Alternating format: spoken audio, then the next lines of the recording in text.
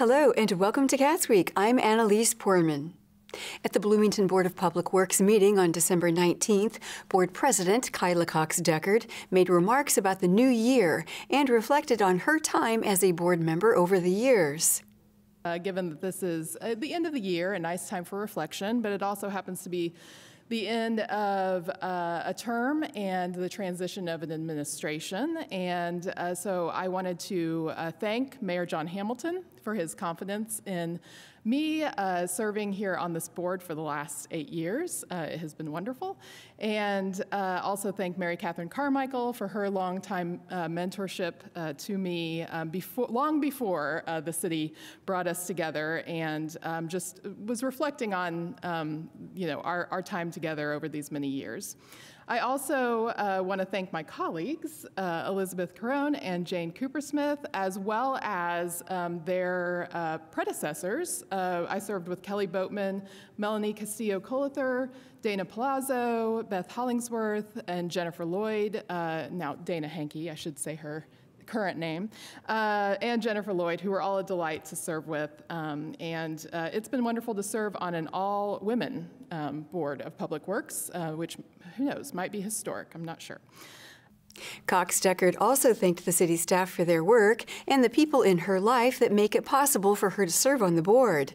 I'd like to thank city staff. This board gets to interface with so many different departments throughout the year on many, many different types of projects, and that has been truly wonderful to see, not just this year, but in the many years in the past, the way we've been able to interact. And I really appreciate the staff's commitment to the day-to-day functions of the city.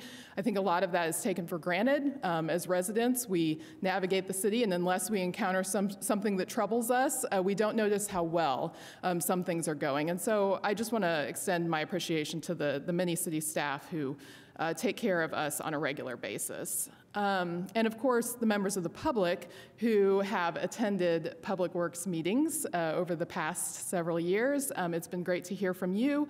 We don't always have the best attended meetings of the city, but I have to say that I really appreciate members of the public who have dedicated their time to make public comments and offer their thoughts on issues, because it really does make a difference when we're having conversations about items before the Board of Public Works. So I appreciate that opportunity and the opportunity to work through those issues. I am incredibly grateful to CATS, who faithfully captures every single one of our meetings. Also thankful to Dave Askins of the B Square Bulletin and the many other members of the local media who regularly share the latest Public Works happenings. Now, she wiggled out of attendance tonight, but I did want to acknowledge my daughter Lucy, who I believe has either viewed or attended more Public Works meetings in the last 8 years than any other member of the public, excluding city staff. And also thank my husband Trent and my mom Debbie, who juggled their schedules back when Lucy was a little bit too much of a handful to attend the meeting here in person herself. So really grateful for having that opportunity.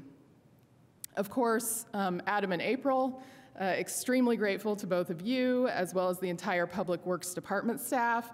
I truly appreciate the support you have offered. It is no small task. You have always been there to answer our questions, offer clarification, get more information, try to put a packet together, and I really appreciate that. And I think together we've been able to ensure some really wonderful outcomes, and that would not be possible for the board without your dedication. And then finally, I would just like to issue an apology to anyone who has a romantic wish for snow this Christmas. But for the sake of our street department, I am longing for those 50-degree temperatures and no excitement on the weather front. So I hope that everyone gets to enjoy a restful and very happy holiday. And again, appreciate having this opportunity to serve on this board. Thank you. Later in the meeting, the board approved a contract with E&B Paving for the Morningside Greenway project. Engineering project manager Zach Rogers explained what the project would entail. This project is to add speed cushions and bump outs and rain gardens. This project will also include closing Morningside down for local traffic only, and the detour route will be Saratoga Drive, and then flip-flop, Saratoga will get shut down for local traffic only, and then Morningside will be the through. And this project is $368,905, and we recommend awarding it to E&B. Public Works Director Adam Wason also spoke on the project. Works Director, I'll just make a quick note here that this Morningside Drive traffic calming and greenways project has been something that I think I can first remember being contacted by neighborhoods, by residents in that neighborhood over 10, 12 years ago in former roles. So this has been something they've been looking forward to for some time. So just appreciate staff's work on this. It's been a long time coming, and I know a lot of hard work put into it. So the board approved the contract unanimously. Next, Engineering Project Manager Jeremy Inman asked the board to approve another contract with E&B Paving, this time for the Hawthorne, Weatherstone, and Miller Drive Greenway project. This project will include asphalt speed cushions, speed humps, some asphalt trail, redoing the trail, or creating some more trail, concrete curb bump outs, concrete curb ramps, pavement marking signs, rectangular rapid flashing beacons, and just some incidental patching, removal of some trees, and installing new trees.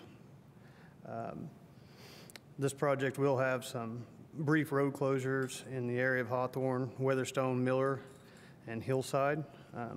In mine, I had a mistake and I put High Street, but it should be Hillside, so in my staff report. And E&B was the only bid that we received. Just like what Zach would said, I had 4 people that was going to apply for it, but only E&B ended up putting a bid in. But I think we had 100 and almost 200 people look at this project. E&B come in at $873,378,000. I know there's been a few questions about the difference in cost. I was not here during that process, but I've been told that during the original public hearings, a lot's been added onto that. The one is Hillside Weatherstone intersection. It's getting a lot of work done on that. They're putting the traffic or the pedestrian safety crossing stuff in. Miller Drive was added to that, which is 5 speed cushions, some signs, and more markings on the road. There's, I believe, a total of 26 trees were being added in this whole area. And then I believe the part of the trail going through the woods, I don't believe was in the original part, but I may be wrong. Board member Elizabeth Karen asked for more information on the price increase for the project. Senior project engineer Neil Copper explained. One important thing to recognize is this project is actually multiple projects combined into one bid. So there were actually 3 separate public processes for the separate projects that had been combined into a bid. So I think what most people have been commenting on is the kind of purely neighborhood greenway portion of the project on both Hawthorne and Weatherstone, and the kind of the prices we would have expected for just the kind of the traffic calming greenway elements of that project. Separate from that process is the intersection of Hillside and Weatherstone, and that went through an entirely separate process with public meetings and approval through the Bicycle and Pedestrian Safety Commission, in part because that intersection alone was expected to cost at least as much as the rest of the neighborhood greenway project. So combining the two, we were already expecting the cost to at least double. And then because it was in the area, we added in the Miller traffic calming project, which again went through a separate public process. It's a smaller piece, but it's definitely another big addition to it. And then as Jeremy mentioned, the trail connection between the dead end of Hawthorne and Weatherstone was always talked about in the neighborhood greenway, but I don't think it was included in any cost estimates for that piece of the project. So we have looked closely at the costs. It is very much in line with what we were expecting it to cost, and the single bidder, E&B, has been the low bidder on every neighborhood greenway project that we've done. So, you know, we of course don't know until the bids come in how they will, you know, how they'll come out, but we were expecting that they would likely be the low bidder even if we had many. So we were pleased that they did put in a bid. Does that answer the question? That is very helpful context. Yes, thank you. Bicycle and pedestrian coordinator Hank Duncan shared background information on the transportation plan and the work that they did to communicate with residents. I oversee the Traffic Calming Greenways program. Just to give some background on how we prioritize these projects and what the public outreach process is like. The Hawthorne-Weatherstone Greenway was in our codified transportation plan in 2019. It is part of our neighborhood greenways network. As a whole, that spoke is a north-southbound spoke from 3rd Street down all the way to Roar Road through Hawthorne Highland. This is just the innermost leg of that spoke. Future legs will be prioritized in the future. As far as the process, we have a codified traffic calming and greenways program policy codified by council, and we followed that process throughout. For the Hawthorne-Weatherstone Greenway process, we had 3 public meetings, 2 Bicycle and Pedestrian Safety Commission meetings, and it was eventually approved unanimously by the Bicycle and Pedestrian Safety Commission. During that process, there was council deliberation on the policy as a whole, so we paused the public outreach process during that time to let them fully deliberate. Once that was solved, then we moved on with the public outreach process. For the Hillside-Weatherstone intersection, we received many comments during the Greenway process about including that in the project, but as Mr. Copper said, it was simply too big of a project to lump into one Greenway project, so we made that a separate public outreach process. Again, followed the Traffic Calming and Greenways program policy, had 2 public meetings. It went to the Bicycle and Pedestrian Safety Commission and was approved unanimously as well. The East Miller Drive traffic calming, that goes through a slightly different process. This was part of our resident-led traffic calming, in which we, instead of staff prioritizing projects, we allow residents to apply for certain areas in the city to receive traffic calming. It gives them agency in creating safer streets in Bloomington. We have a scoring metric system for that, and Miller Drive was the highest priority area, and thus is receiving the treatment. During public comment, Hawthorne resident Betty Rose Nagel said that she thought some of the streets proposed in the Greenway project do not need any changes. Not all of Hawthorne needs anything. I don't know how many people in this room have regularly walked the whole length of it from the dead end to the greenhouse at IU. I have. I know that from the dead end up to, say, 1st Street, the typical traffic is 0 cars going 0 miles an hour. Seriously. I walk my dog down the middle of those streets, that street in those blocks. I do that because I can, and I do that because on some of those blocks there are no sidewalks. On some of the, and part of that, there might be a sidewalk on one side or the other. When you get to 1st Street, that would be a good place, I think, for a 4-way stop. There is no stop between Woodlawn and Emerson, and that's a long stretch, and people can, build up a speed. I know one of the people at that intersection would welcome a 4-way cross. When you cross 1st Street, you continue a few blocks up to, let's say, probably 2nd Street. It's a little busier, but not terribly so. Then you get, when you get to 2nd Street, if anybody's familiar with Hawthorne between 2nd and, let's say, Hunter, it's one of the prettiest sections of Bloomington. There are lovely houses, wide street. I certainly hope that whatever is planned for that is nothing more than a very modest speed cushion. I would be sad to alter that in some way that would impair the aesthetics. Once you get to Hunter and continue on to Atwater, that's where there might well be some kind of traffic calming.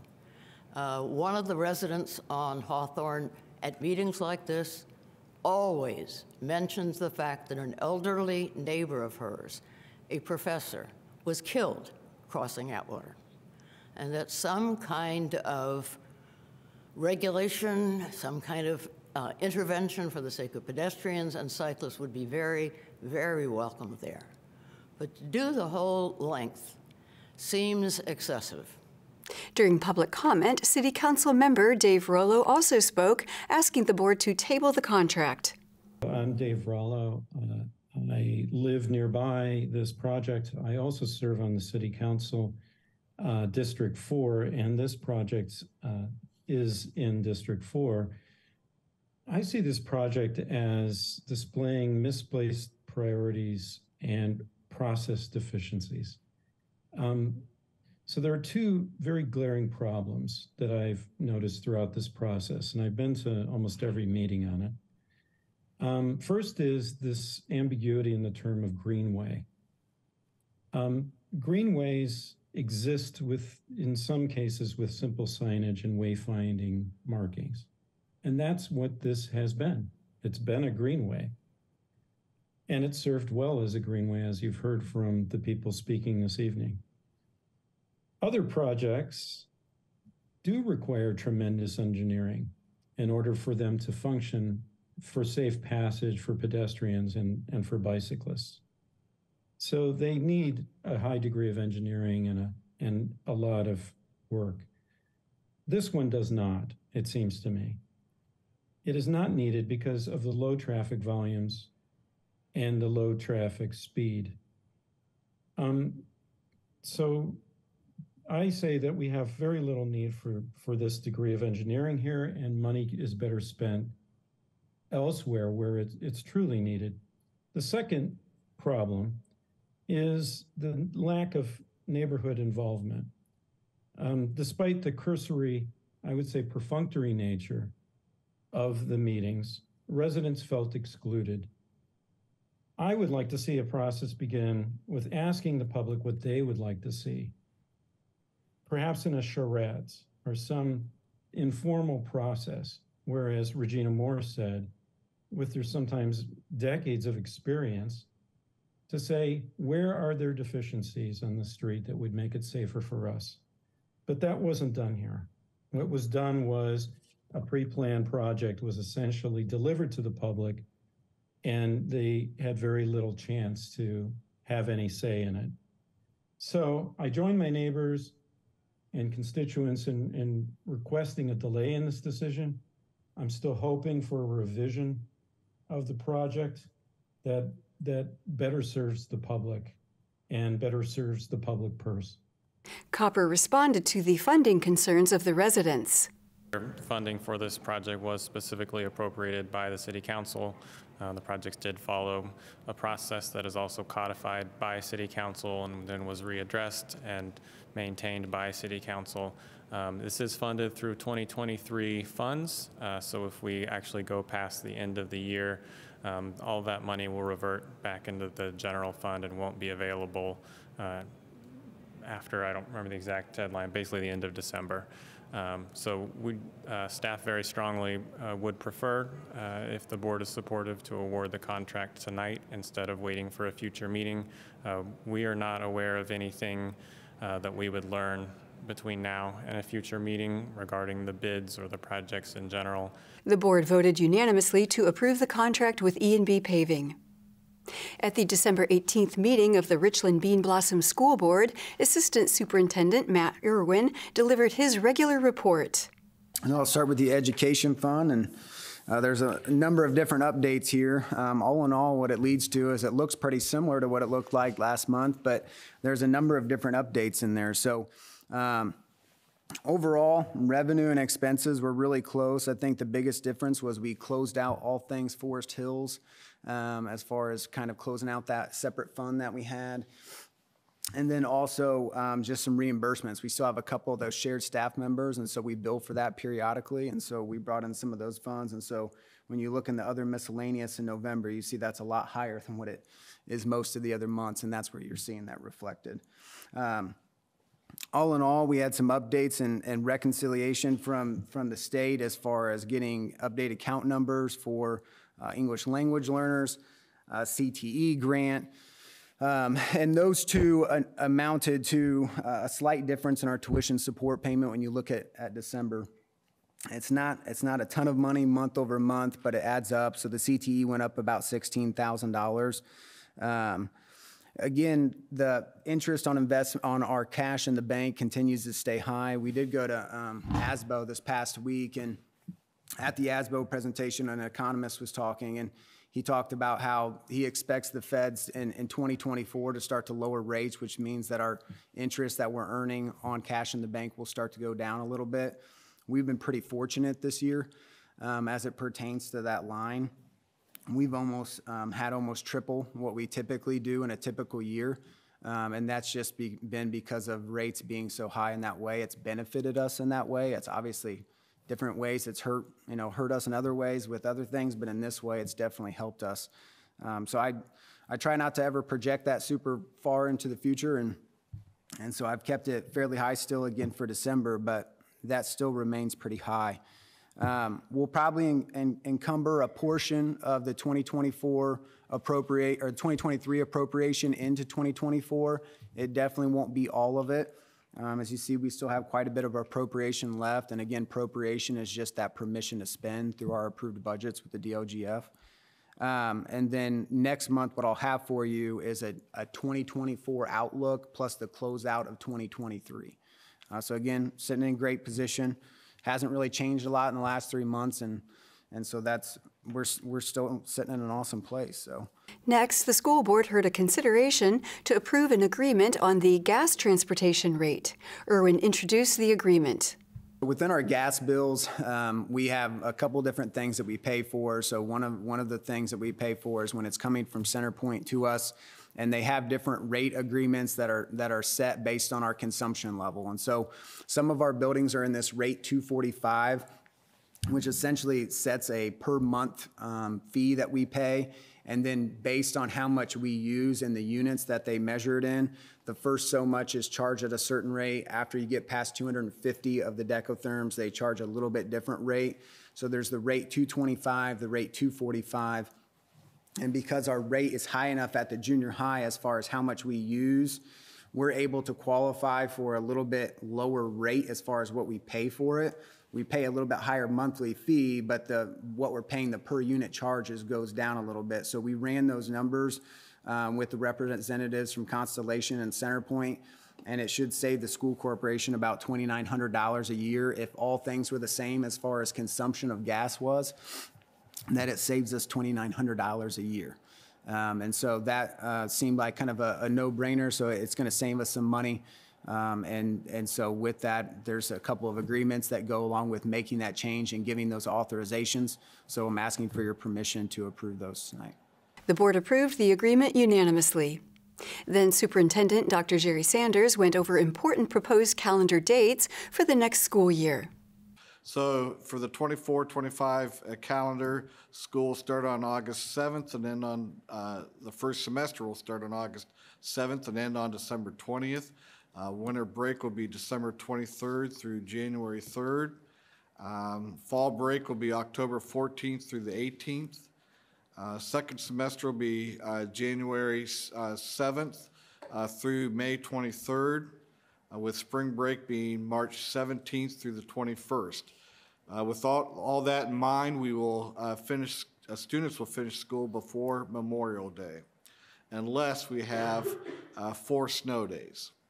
Now, we did build 1 snow day into the school year, so we are allowed 3 e-learning days. So we'll use those 3 e-learning days first. If we have a 4th snow day, then that will be made up on April 18th. If we don't have a 4th snow day, then April 18th will be no school.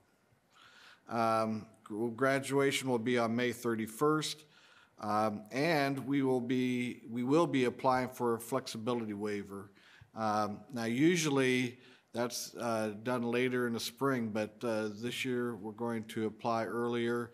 And so we'll be working on that in January and February. I'll be talking with the administrators, our Teachers Association discussion to see if we want to continue to do what we did this year with the flexibility waiver days. So I appreciate everybody's input, and I'd make a recommendation that we approve this calendar for 2024-2025. The school board approved the 2024-2025 calendar unanimously. During the December 20th meeting of the Monroe County Commissioners, Health Administrator Lori Kelly gave an update on local COVID-19 and influenza rates. So just a few updates. Statewide COVID cases are still increasing. We still do have updated vaccines available through our public health clinic. We also still have information on our website about where vaccines are located in the area. This is still being updated every Monday right now. Influenza rates are still moderate in Indiana. We do still have flu vaccines available, as well as RSV vaccines for adults 60 and older through the public health clinic. And the department is now able to provide Quit for Life tobacco cessation referrals for support. So you can call 812-349-2150 for more information. Excellent. County Attorney Jeff Cockrell provided an update on the Capital Improvement Board for the Monroe Convention Center on behalf of the legal department. I just wanted to report to you guys that I went to the city's redevelopment commission meeting on Monday to talk about the RDC-owned properties that's around the courthouse. They seemed supportive but wanted more information. I think they wanted to know what the bonding capacity is and really want the CIB to kind of make the request as to, or at least give an indication as to where they're going. I said that, you know, don't have that information right now, but, you know, the hope is that we would have resolution to all these issues by spring so it doesn't hamper any of the design or moving forward.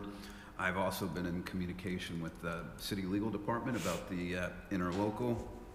We're going to look at the ordinance and compare it to the interlocal to see where there's any discrepancies and determine, you know, between the two of us, what's the best route to review those.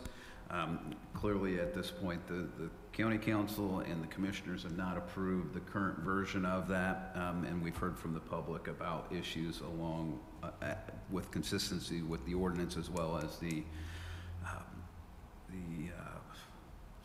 building corporation issues.